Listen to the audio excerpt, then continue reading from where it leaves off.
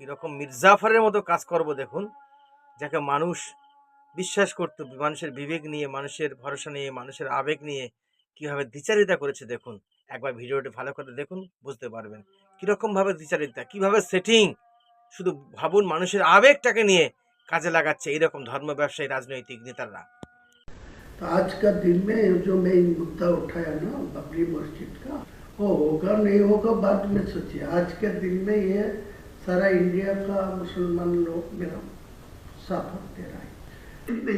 कि मुस्लिम लोग बेसिकली ना बहुत इनोसेंट होता है। हाँ बहुत, तो इसको बेवकूफ बनाना बहुत आसान बहुत आसानी है। ये उसी सबको बोल रहा है। आज के दिन को 100 मुसलमान से 80 मुसलमान को मेरा खिलाफ कोई बोलेगी तो आपको तोड़ के मारने जाएगी। देख लीजिए आप परीक्षा करके, ऐसा ही हालत आप उनके इमोशन को पकड़ लिया।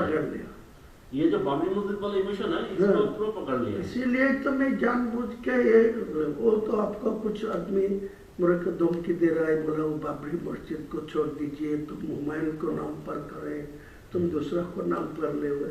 लेकिन वो दूसरा नाम पर छोड़ेगी तो इमोशनल टूट जाएगी। आज का दिन में जो इमोशन है वो बाबरी के नाम पे है।